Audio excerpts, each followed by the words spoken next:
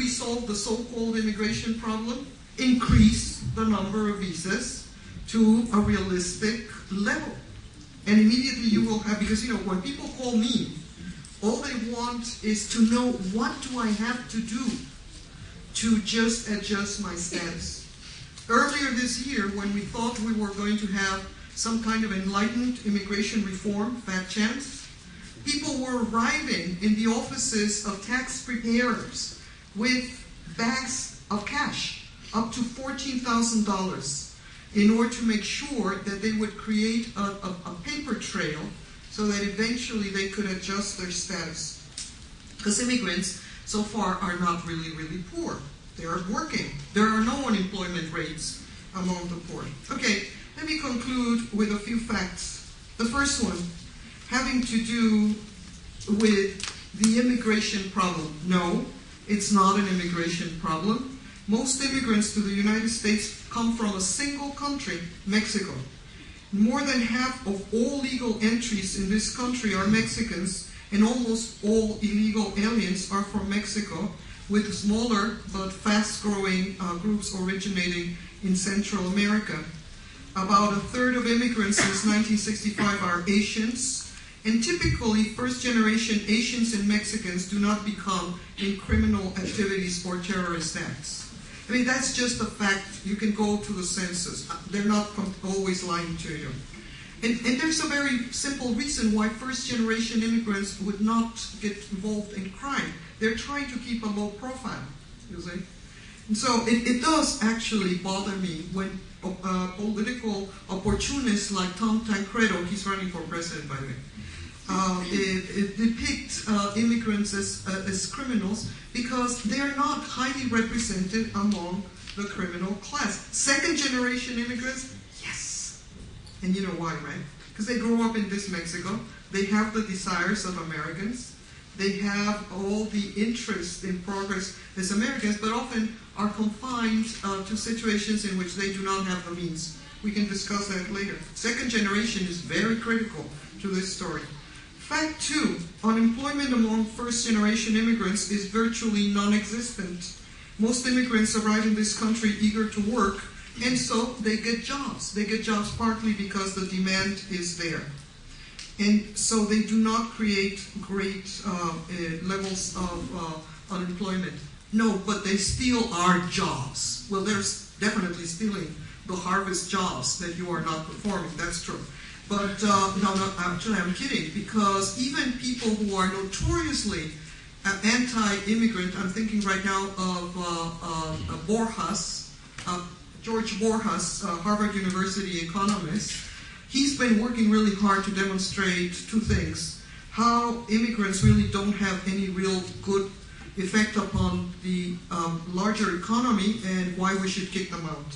And even in his work, he has not been able to show that immigrants have more than a 3% effect upon other groups, particularly low-income African Americans. And I find myself just in awe at how suddenly we are being sympathetic toward low-income African Americans. Because the major problem for low-income African Americans is not immigrants. It's bad schools. It's racial discrimination. It's political exclusion, you see. And so suddenly we're like really interested in the employment prospects of little Yo in the street corner, who's probably being affected by some nasty Mexican taking his job away. Doesn't make any sense. But people do tend to believe that. Fact 3, this is a work-based that is really not very controversial in specialized circles, and that is most immigrants do pay taxes, as I suggested before, and because they often use false documentation, they probably will never be able to derive benefits from the taxes that they pay. Some people really think that if we do not actually adjust our immigration policy, we will really be playing a very bad game of dice with our future, because immigrants are actually the ones who are probably going to sustain the social security system. Most illegal, I just came back from San Diego and will be in Miami, And according to doctors in emergency rooms, it is true that immigrants, particularly those who are uninsured and undocumented, crash the emergency rooms because they don't have access to health care. But in their estimation, it's something like 5% of the people that they see.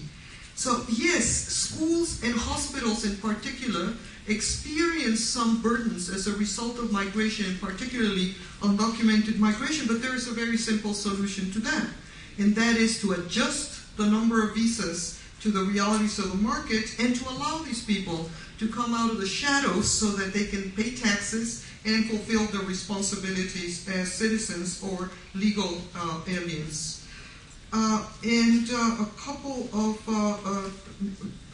final facts.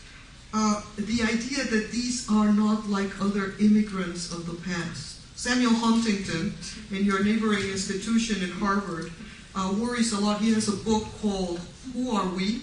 A lot of people wonder who he is, but he wonders, who are we? It's a question about identity.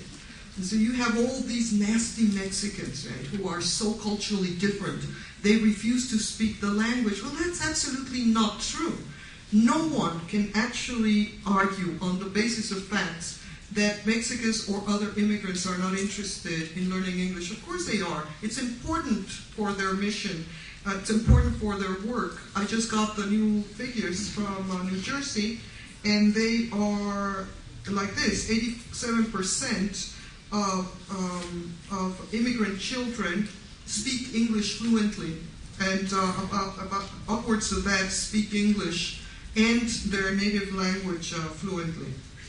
And so Mexicans also come from a neighboring country very much exposed to modernization. It's ridiculous to imagine that they are bent on the creation of a new Quebec. It just doesn't fly unless you really are not cognizant of the facts. And that refers to language as well. Let me just finish with two observations. First one, I'd like to introduce with a second vignette. And this is a real person, ladies and gentlemen. Her name is Sharon Nianteki. She came into this country when she was 2.5 years old by the hand of her grandmother, who used the visa of a cousin in order to enter the country. And Sharon, who is tall, gorgeous, fabulous complexion, and grew up in the United States not knowing that she was an undocumented and illegal. And she only discovered that there might be a little bit of a problem in her life when she applied for a driver's license, but that was resolved. And Sharon went on to study political science at Rutgers University. She graduated with honors. I met her earlier this year at a panel. In 2006, she decided to get married. She had just finished her college studies. And as part of that process, she went to an immigration office to try to adjust her status. And right there and then, she was detained, she was handcuffed, she was shackled. And she had the presence of mind, being really an American, presence of mind that I wouldn't have had, to say, if you're arresting me, you must read me my Miranda rights. And the officer said, no, we don't. We don't have to read you your Miranda rights because we're only detaining you. In other words, we now have a population which is not even entitled to an arrest as a criminal citizen, you see? And Sharon represents something in the order of 3 million kids who have grown up in this country, but who did not break any laws.